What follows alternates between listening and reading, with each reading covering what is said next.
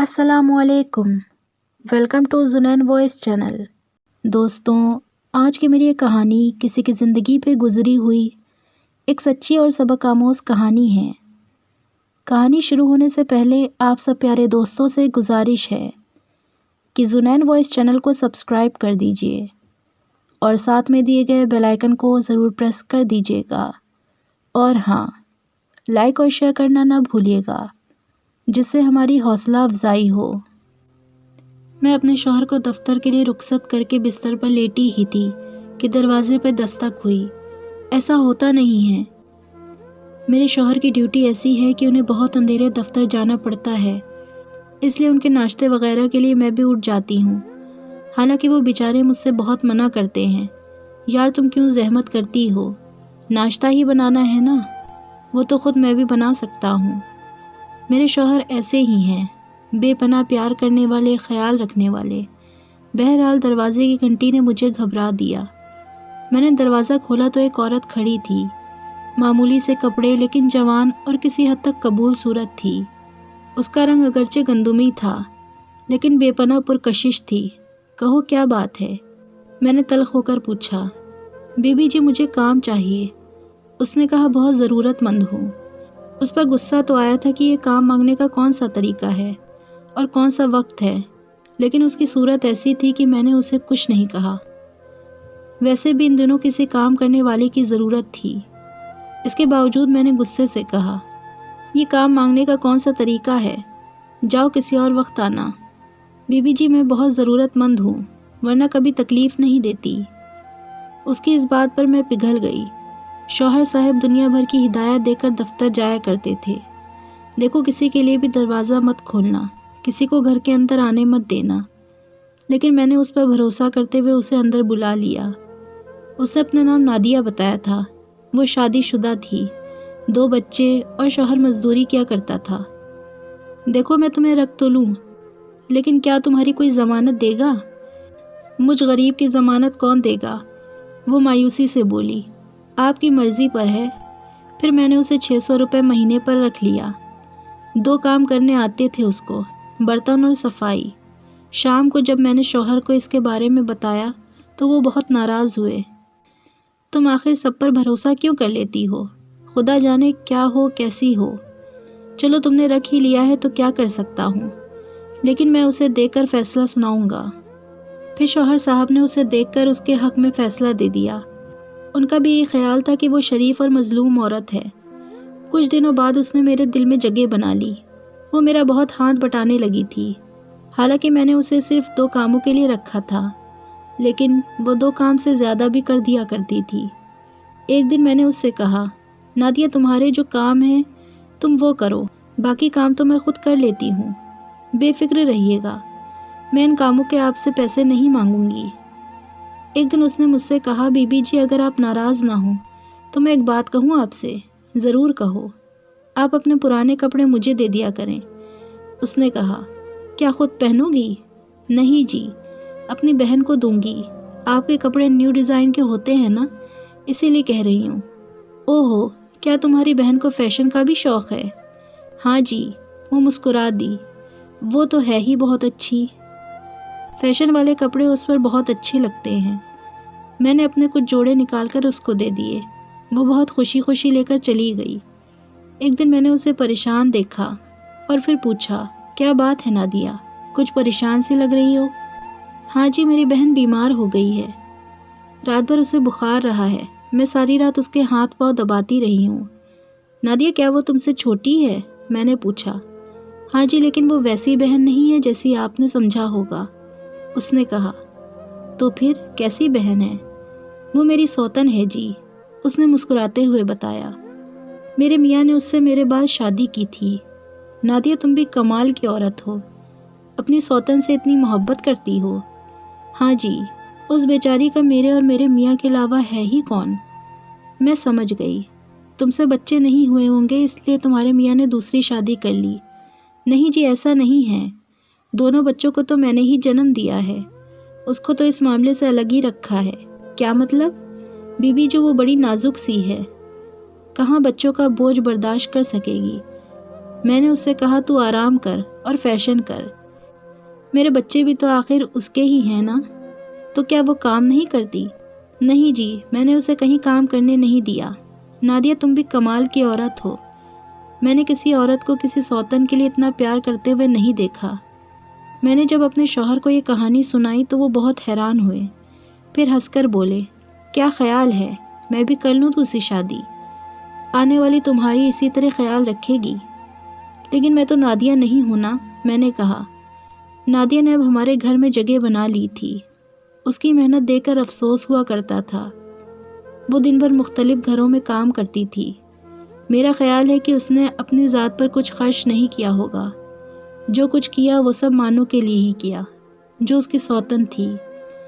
وہ مختلف چیزیں لا لا کر مجھے دکھایا کرتی تھی۔ یہ دیکھیں جی، یہ میں مانو کے لیے لے کر آئی ہوں۔ میں نے کہا، بیوقوف عورت، اپنے لیے بھی کچھ لایا کرو۔ نہیں جی، مانو خوش رہے گی، میری اسی میں خوشی ہے۔ ایک دن میں نے اس سے کہا، نادیہ تم مانو کو کسی دن گھر لے کر آؤ تو میں بھی تو دیکھوں وہ کیسی ہے جس پر تو قربان ہوئے جا رہی ہے۔ کیوں نہیں جی، کل ہی لے کر آتی ہوں۔ اور وعدے کے مطابق وہ دوسری صبح اپنی سوتن کو لے کر آ گئی تھی۔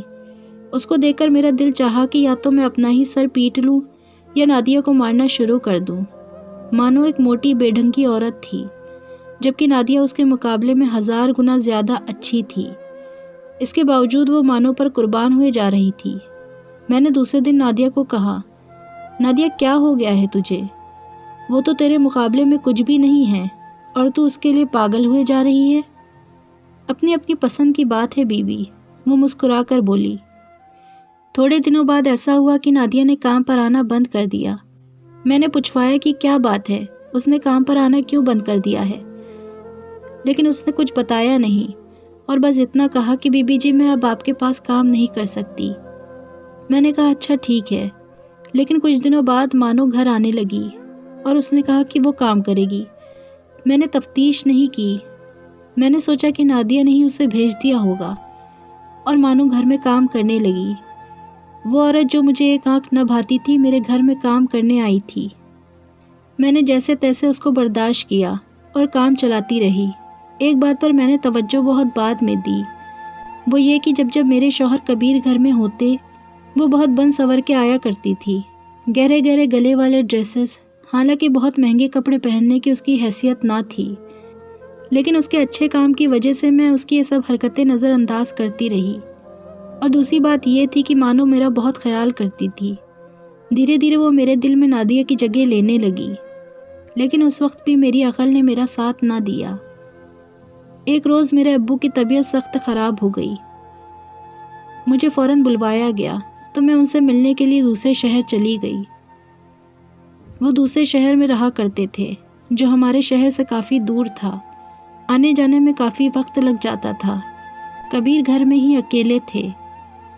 مجھے کیا پتا تھا کہ اس دن سے میری زندگی میں تباہی شروع ہو جائے گی۔ اتفاق کچھ ایسا ہوا کہ کبیر سے میری زیادہ بات نہ ہو پائی اور میں 6-7 دن بعد گھر واپس آئی۔ اس وقت ابو کی طبیعت بہتر ہو چکی تھی۔ کبیر کو میں نے اس بارے میں کچھ نہ بتایا تھا۔ جب گھر پہنچی تو ایک تباہی میرا انتظار کر رہی تھی۔ میں جب اپنے روم میں داخل ہونے لگی تو کمرے کی کھڑکی سے کیا دیکھتی ہوں، میرے بستر پر کبیر کے ساتھ کوئی عورت ہے۔ یہ دیکھ کر میری آنکھیں پھٹی کی پھٹی رہ گئیں۔ اندھیرے میں کچھ نظر نہیں آ رہا تھا کہ وہ کون ہے۔ وہ دونوں اتنے نزدیک تھے کہ جیسے میاں بیوی۔ میرا دل چاہ رہا تھا یا تو میں خود کو آگ لگا لوں یا پھر کبیر کو پھانسی پہ چڑھا دوں۔ درد اور غصے کی ملی جلی کیفیت کے ساتھ میں اس وقت دوسرے کمرے میں چلی گئی اور کبیر کا انتظار کرنے لگی۔ صبح ہو چکی تھی اور مجھے کچھ ہوش نہ تھا۔ کبیر جب کمرے میں آیا تو مجھے دیکھ کر حیران رہ گیا۔ تم کب آئیں اور مجھے بتایا بھی نہیں؟ میں لے آتا نا تمہیں۔ میں صرف کبیر کی آنکھوں میں دیکھ رہی تھی کہ مرد کتنا ذلیل ہوتا ہے اور اپنی ذلالت کو اپنی باتوں کے ذریعے کیسے چھپاتا ہے۔ میں نے ادھر ادھر کی بات کیے بغیر کبیر سے پوچھا، آپ نے تو مجھے سوتن تحفے میں دے دی ہے نا کبیر؟ کیا؟ یہ تم کیسی باتیں کر رہی ہو؟ کون سی سوتن؟ کیسی سوتن؟ میں نے اس کا گریبان پکڑتے ہوئے کہا، تیری راتوں کی شیطانی کھیل میں دیکھ چکی ہوں۔ کتنے ذلیل ہو تم کبیر۔ کبیر کے چہرے پر ایک شیطانی مسکراہٹ آ گئی تھی۔ وہ ذلیل انداز میں کہنے لگا، میری جان، میں تم سے بور ہو چکا تھا۔ سوچتا تھا میں کہاں جاؤں، کس کے پاس جاؤں، لیکن جب سے میری زندگی میں مانو آئی تب سے میری زندگی میں واپس بہار آ گئی۔ میرے کان سائیں سائیں کر رہے تھے۔ تو وہ مانو تھی، میرے گھر کی نوکرانی؟ کبیر کہنے لگا، تم جانتی ہو میں نے نادیہ کو بھی یہ آفر دی تھی، لیکن وہ راضی نہ ہوئی اور اس نے ہمارے ہاں کام چھوڑ دیا تھا۔ جب ایک مرتبہ مجھے مانو بازار میں ملی تب میں نے مانو سے یہی بات کہی تو وہ راضی ہو گئی۔ میں نے اس کو اپنی بیوی نہیں بنایا، بس کچھ مزے لینے کے لیے اس کو رکھا ہے، اور وہ بھی خوش ہے۔ تم اب بھی میری پیاری بیوی ہو۔ میں نے اس کو تمہاری جگہ نہیں دی، بالکل نہیں۔ کبیر کی باتیں سن کر میرے غصے کی انتہا نہ رہی اور میں نے پاس رکھے ایک پھولدان کو اٹھا کر کبیر کے سر پر بے تحاشا مارنا شروع کر دیا اور مارتی چلی گئی۔ کبیر لہو لہان ہو گیا تھا اور زمین پر گر کے تڑپ تڑپ کے مر گیا۔ ان سب کے درمیان مجھے خبر نہ تھی کہ مانو بھی وہاں موجود ہے۔ اس نے کبیر کو بچانے کے بجائے اپنی جان بچانا زیادہ ضروری سمجھا اور وہ وہاں سے بھاگ گئی۔ میں خاموشی سے گھنٹوں کبیر کی لاش کے کنارے گمسم بیٹھی رہی اور پھر اچانک مجھے خیال آیا میرے پیٹ میں پلنے والے بچے کا۔ میں وہاں سے اٹھی اور کبیر کی لاش کو اپنے ہی گھر کے گارڈن میں گاڑ کے راتوں رات وہاں سے نکل گئی۔ میں نے اس شہر کو ہمیشہ کے لیے الوداع کہہ دیا۔ آج اس واقعے کو 15 سال گزر چکے ہیں۔ میرا سلمان بڑا ہو گیا ہے اور وہی میری زندگی ہے۔ کبھی کبھی سوچتی ہوں تو میری روح کانپ جاتی ہے کہ میں نے کیوں اس غیر عورت پر یقین کر لیا۔ اے کاش یہ سب نہ ہوتا۔ کبیر جیسے اتنی محبت کرنے والا شوہر جب بہک سکتا ہے تو دنیا میں کسی بھی مرد پر بھروسہ نہیں کیا جا سکتا ہے۔ بس آنکھ کھولنے کی ضرورت ہے۔ اپنے گھر کو کبھی بھی غیر عورت کے حوالے نہ کریں، ورنہ کچھ مانو جیسی عورتیں آپ کی زندگی میں زہر بھر دیں گی اور آپ کو خبر تک نہ ہوگی۔